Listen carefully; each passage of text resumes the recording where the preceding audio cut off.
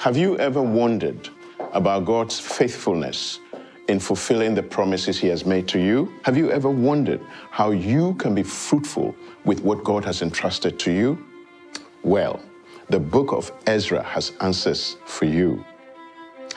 This is because the book of Ezra and the central place that Ezra plays in this story point us in many ways to Christ and the gospel, and to how through the gospel, God has displayed to us his faithfulness once and for all, as well as how through the gospel, Christ empowers us to be fruitful in whatever God has entrusted to us.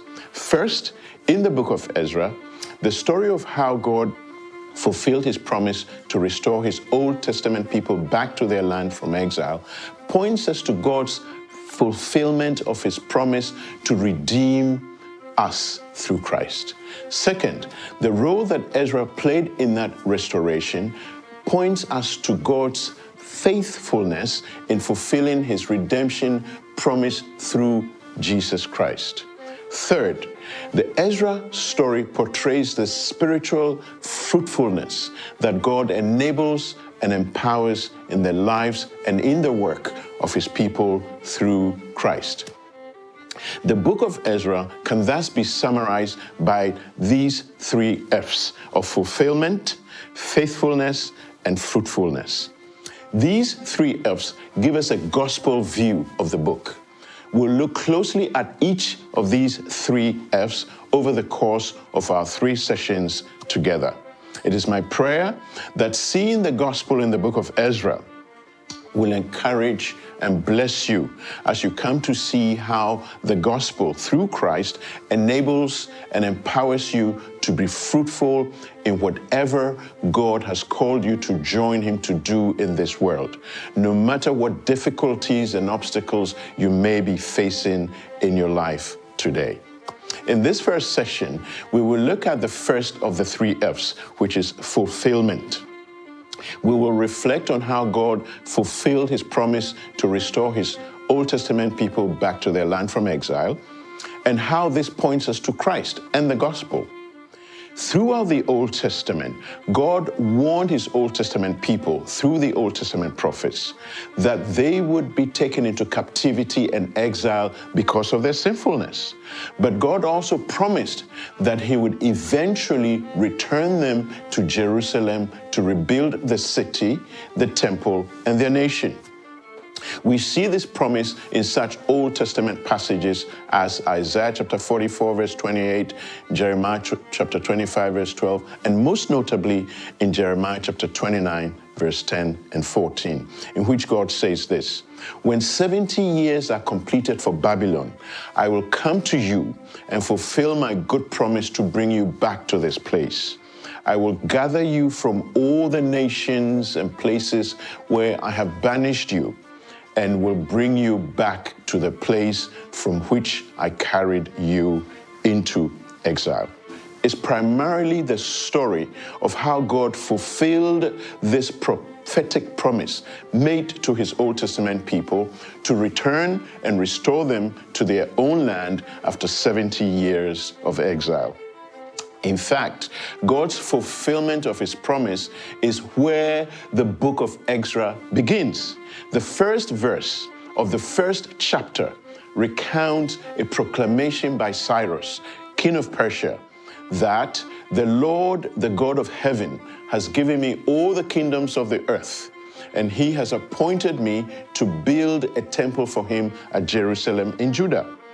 Any of his people among you may go up to Jerusalem in Judah and build the temple of the Lord. That's in Ezra chapter 1, verses 2 and 3. So with this proclamation, God's people are freed from captivity. God has begun fulfilling his promise to return his people from exile. So how does this point us to the gospel? And how does this mirror what God did for us through Christ? When we go back to the first chapters of the Bible, we discover that God created the world to be our perfect home. But because we were all in our first parents when they sinned and turned away from God in the garden, we are all born into the captivity of sin. And we find ourselves exiled from God. The sin of the Israelites and their punitive captivity and exile is therefore a picture of our own captivity of sin and our exile from God. As an Israelite, Ezra was himself in exile. But the Lord used him to play a key role in restoring the Old Testament people back to their land.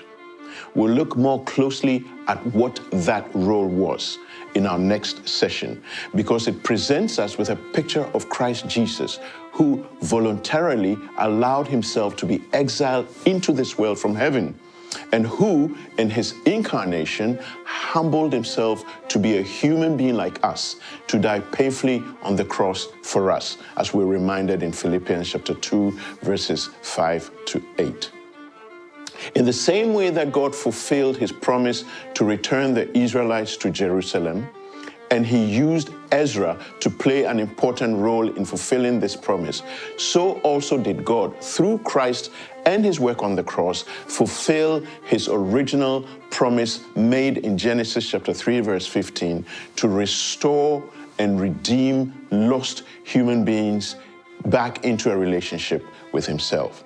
So for this first session, we can summarize our first F by saying that for whatever reasons we may find ourselves in a form of exile in our marriages, our businesses, or in our lives in general, the good news of the gospel of Jesus Christ, so perfectly mirrored for us in the story of Ezra, is that God will fulfill whatever promises he has made to us, to redeem and restore us to whatever he desires for us to be and to do.